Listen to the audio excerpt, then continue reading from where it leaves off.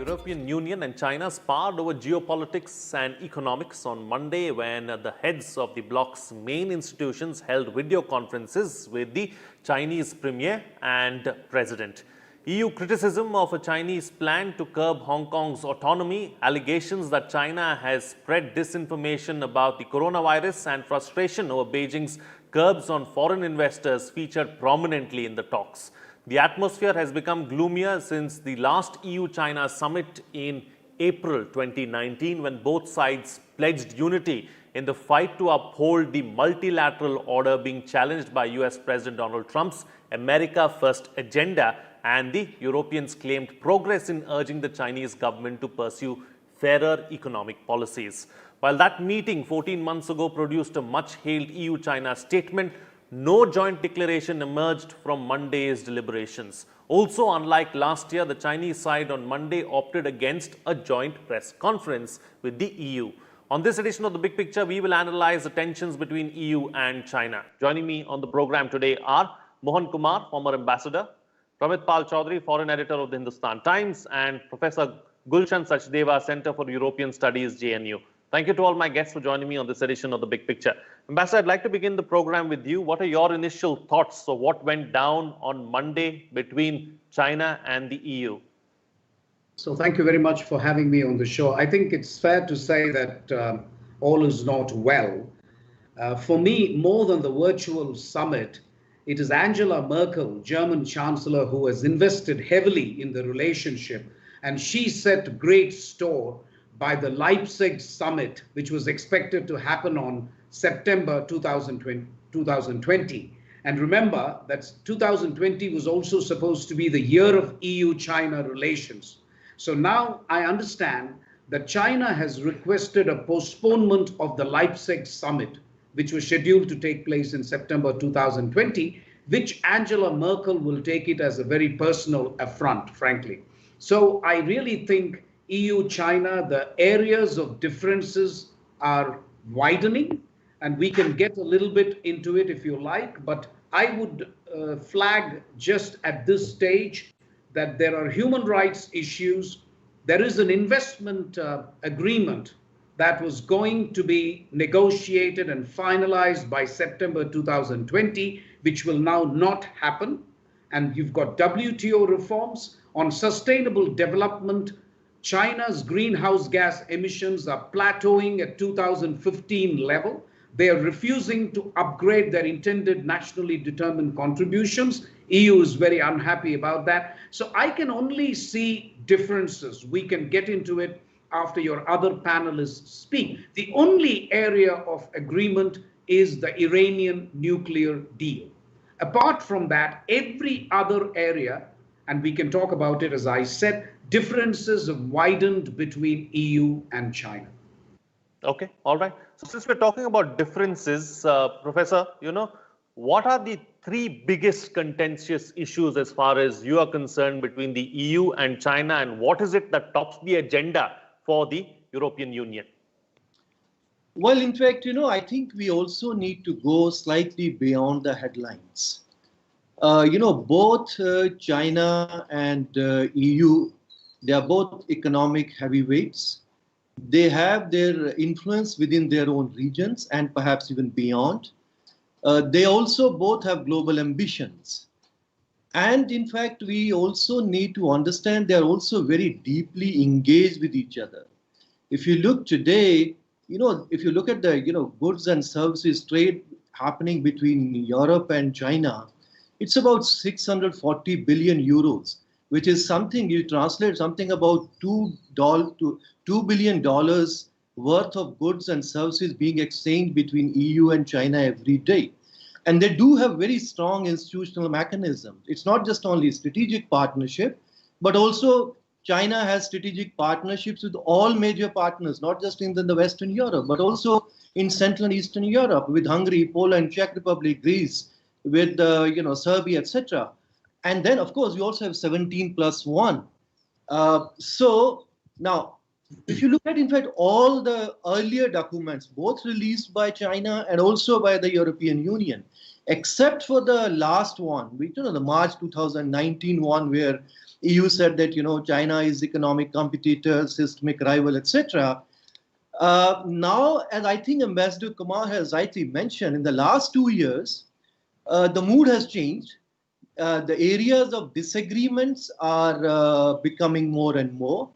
Particularly now, at the moment, Hong Kong was one issue, not just only because of normative issues, but at the same time, 50% of European investment, routed via Hong Kong. And a lot of, more than 1,600 companies are based actually in Hong Kong. So Hong Kong obviously has been one issue. The way, in fact, the coronavirus issue has been tackled by China and the lack of transparency, etc. And Europe, as you know, was, very badly hit by this. But how to really deal this now issue, and particularly how you have economic recovery, because, as I said, both are also very deeply engaged with each other. And third issue, of course, is about the market access within for European companies in China, because China has been negotiating this investment deal with China from 2014 onwards. There's some kind of movement, but still, in fact, they haven't really come. So I would say these are 2-3 major issues: transparency within China, and Hong Kong issue, and how you are going to actually revive global economy. And other major differences, of course, about human rights, about democracy, etc. But they have been there from the very beginning. And I think both China and European Union, the kind of 50+ dialogues they have, I think they have been able to somehow manage this, both of them, for their own satisfaction. And interesting thing also one need to understand, if you look at all the papers, in fact, China never considered Europe as something really rival, because in the 2003 paper, which came from China, when they signed strategic partnership, what China said that there actually no major basic disagreement between China and the European Union. And then they don't really pose threat to each other. But now what we see, even after BRI, in fact, European Union was not really so I would say, very much against this, because this was basically about infrastructure, about regional cooperation, etc. Sure. But now in the last 2-3 years, I think ambition within Europe is to become more geopolitical. And I think in those geopolitical ambitions, they feel that perhaps China is also becoming slightly geopolitical threat to Europe. So okay, all right. How Pramit, you deal with India. So, Pramit, since we are here, let's talk about what has changed over the last 14 months. From April 2019, when there was a fairly successful summit, to now June 2020. What has changed and what is different this time around, and why is the EU taking on China at this juncture? Well, the EU, somewhat like the liberals in America as well, have their own China fantasy. And that China fantasy, very similar to what America used to have even just about 3 or 4 years ago, was effectively that the more you engage with China, the more you bring China into the multilateral system, the richer, wealthier China gets. Eventually, if it may not be a democracy, but it will be what is called a responsible stakeholder. It would learn to rein in a lot of its communist authoritarian activities, and its actions overseas would become more or less aligned with that of the rest of the world. Professor Sachdeva mentions, for example, there are 50 dialogues with the European Union. They also have 30, 40 dialogues with the United States, and it didn't make any difference in the end. And the United States realized this by the second term of the Obama administration, that China was going off on a completely different path, that the entire Deng period up to Xi Jinping, China had been slowly liberalizing and acting responsibly. Afterwards, under Xi Jinping in particular, it has in fact begun to rip apart almost every agreement that it has, or undermine them internally or externally, and of course become territorially aggressive, like a 18th century European power, in a way that they had hoped that would not happen. The American now, there's no difference now between Joe Biden and Donald Trump, and the people that could see Biden bringing on board. There's now a clear consensus in America that the China fantasy is now a China nightmare. The European Union, partly because in my view, they're not geopolitically particularly, should we say, realistic about what happens in the Asian sphere. is still debating this to some degree. And you can see the split within them.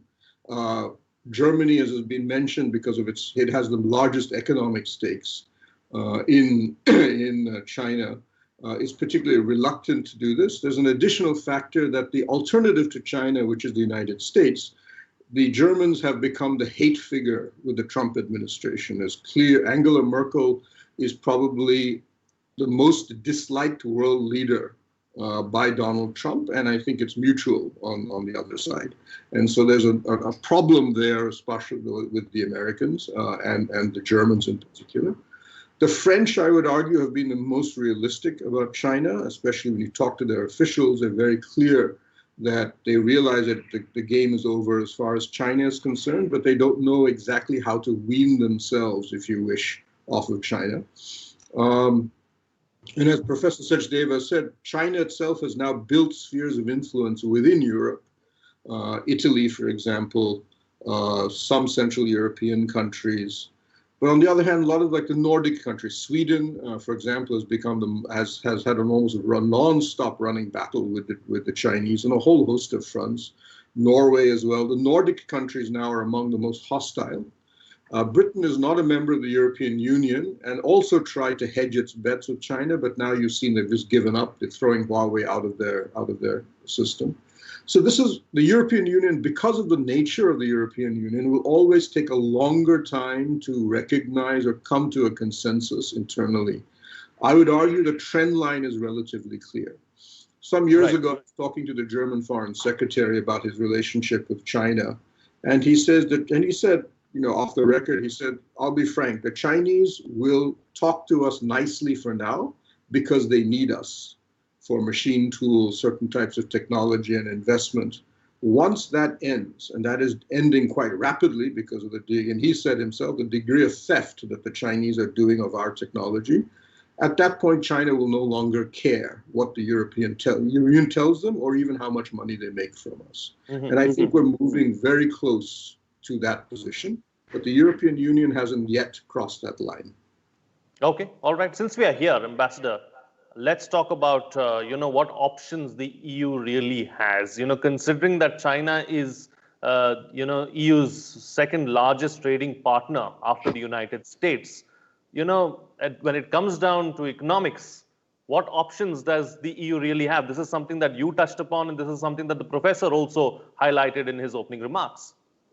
So it is true that the European Union suffers from two disadvantages. One, whatever the EU decides at the level of Brussels is not binding on member states. And I will refer to two things. One is a guidance paper that the EU has come up with on foreign investment. And the other one is on 5G, what they call critical technologies. On both, the EU has come up with guidance papers for the member states. Because of the complex way in which competence is distributed between Brussels and the member states, it is not binding on the member states. That's the first. The second, of course, as you said, is clout. I would point to Germany having a disproportionate influence on economics. 43% of EU exports to China is Germany. 18% of imports from China into EU is just Germany, and 5,000 German firms operate in China, and almost 25,000 technologies have been transferred to China at a value of almost $100 billion. These figures are big, and Germany looms large, frankly. Every other state is actually a pygmy when it comes to relations with China. So Germany is going to play an important role. I would say that 5G state subsidies, one of the things that EU has done recently is to say that we will also make sure that domestic EU law on state subsidies will be made applicable to China. As you know, EU is extremely concerned about Chinese state subsidies, the state-owned enterprises in China and so on. And in the WTO, EU has also been extraordinarily interested in what is known as excess capacity, excess industrial capacity by China. So answering your question, Frank, I think the EU is not toothless. I think it would be wrong to say the EU is toothless, and I think the EU is waking up, albeit belatedly. The EU has two problems. One, as I said, not all member states are on the same page. I would say Portugal, Italy, Greece need Chinese investment, but I would say even they are waking up, because post-COVID, even Italy has realized now the disadvantages of having Chinese investment. The other area where I think the EU will do something economically is what is known as reshoring of some of these important essential items like masks and personal protective equipment. I think it will take time, because the dependence on personal protective equipment and masks is extraordinary. And even Sanofi, for example, in France, has said their vaccine center was going to be based in France. So I don't think EU likes the fact that they are dependent on China. So there will be some steps. I would say, I would finish this segment by saying, I think China is biding for time. And that is why they postponed the Leipzig summit. China wants to see the outcome of the US elections, because China doesn't want to make some concessions to Donald Trump now and then one more time with Joe Biden, if that happens. So I don't think China wants to do that. China has done the same thing, by the way, with Japan. They have put on hold all summits with Japan until early next year. So a lot of things will hinge on the American elections, and then you will see China playing its cards. So I would say, to conclude, that EU does have a few shall we say, cards up their sleeve, and you will see that slowly. But as Pramit said very rightly, and I agree with him, everything in EU takes time, and that is a bit of an issue for them. But I do believe the mood is shifting against China in EU today. Okay, all right. Talking about cards and talking about options, Professor, sanctions. Do you believe that they, at some point in time, that the EU is going to consider them, or is it out of the question, really? Well, sanction for what? I mean, I don't economic think, sanctions. I don't think that. I mean, that's the way EU functions, and sanction. But I don't understand your question. Sanction of what? In case of what? In case of Hong Kong? In case of BRI? I mean, sanction against what? Sanctions as a whole, let's talk about BRI, Hong Kong, multiple options really as far as the EU is concerned.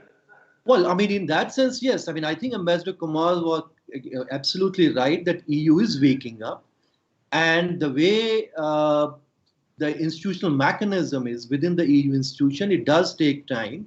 So we would see some results coming, how EU is going to deal with with China in the years to come, in bits and pieces, not perhaps in one kind of stroke. It will come slowly and slowly, because we also must understand they have huge capacities, but at the same time, they also huge linkages with Chinese companies and also with the Chinese economies, and then also global linkages with other players. Like yesterday, United States and the EU, they have decided to have dialogue on China. Perhaps we can also have, since we also have a very strong partnership with the EU, we can also have perhaps a new dialogue on China with the European Union. Against Chinese BRI, I mean, not exactly they would say against, but exactly Europe has also started its own Europe-Asia connectivity strategy. But at the same time, they're also working with the connectivity platform with China for the last many years. So there are many ways in which now Europeans, you would see slowly and slowly they'll try to kind of squeeze China from different angles with other partners, because this is the way the European Union functions. They will work with the United States, they will work with Japan, they will work with India. So this in sense is a good opportunity for us, because normally within the Asia-Pacific, within the Indo-Pacific scenario, we haven't really looked the kind of role which the European Union and Europe could actually play in favor of us, because we always thought that Europe is really economic player. Now they are becoming more and more geopolitical, and also kind of waking up to Chinese threat. It's not that they were not geopolitical. It's not that the Europeans do not know geopolitics. Geopolitics as a subject originated in Europe, and they were the colonizers of the whole world, so they know how to play it. Only thing is that the last 50, 60 years of the European project, it was on a different kind of principle. But now I think there is a clear ambition from the European side, and particularly this European Commission. They would like to play not just only a larger role in the global affairs, but also more geopolitical role. And this is exactly, I mean, in a very fit case where European can play some geopolitics. But this is there are of course economic compulsions, and there are also differences of all 27 countries. In fact, after Tiananmen Square, when all the arms embargo was there against China, in 2004, 5, 6, I mean, Germany, France, and some other countries, they were even willing to sell weapons to China. I mean, it was only because of the American pressure they couldn't do it. So now there are economic interests which are also very, very real for the many European countries, and there are also certain investments which are coming from China in some parts in the Mediterranean region, in Central and Eastern Europe, and some of them are not really so bad. So in fact, but at the same time, compared to the kind of investment which is coming from Europe, major countries in Europe to Central and Eastern Europe, Chinese investment is still very, very small. So still really they can't play that kind of role within Europe. And there are rules of the game. Yes, the competencies are, very much clear, but in certain economic matters, on trade and investment matters, I think the competencies are very clearly within the European Union. So they can really play a very important role there. So I think what one can see now, the way European Union works, it takes time. It will be much more methodical. You will find results of that. And I think there's an opportunity, as I said, for India to work with the EU on China broadly in geopolitical front and also on specific issues, whether this is connectivity, whether this is trade, whether there's something else where we can really work. And I think the way, in fact, now the Europe is kind of waking up to this, we should take advantage of this, because European is also looking for partners here within Asia. Okay, talking about partners and talking about partnerships, Pramit, U.S. Secretary of State Mike Pompeo has called on the United States and the European Union to cultivate a shared understanding to confront China. Do you see that happening?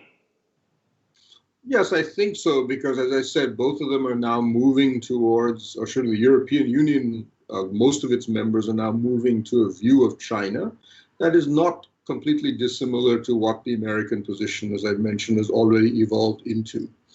I think the problem has less been about their recognition of what China has become or is becoming, as much as the fact that the US, especially under Trump, had complete contempt for the European Union. And it was noticeable that until now, Pompeo's conversations, his meetings globally about the post-pandemic world, he has focused on the Quad. Every single meeting he has held, whether it's with countries like Brazil or Israel or South Korea and so on, the Quad has been the core of his vision of the post-pandemic world. NATO is not part of it. He never mentions NATO. He does not hold meetings in which NATO is part of the post-pandemic structure. This is the first time we're seeing a recognition, and in fact, often his meetings with the Europeans have been actually quite abusive in his speeches, where he basically says, you people need to wake up, you're hopeless. There's still a lot of, as I said, anger with the Germans, particularly over the fact that they refuse to spend almost any money on their defense. And a strong sense, and this is not just a Trump thing, Obama had the same position, that the Germans basically free ride off the American security structure. That is now shifting, at least. So I think there's a recognition, at least by the Trump administration, that you can't do this on your own. You have to bring the Europeans on board, and the European, as we discussed, their positions are slowly shifted, largely because of Chinese action rather than because they've been persuaded by the Americans.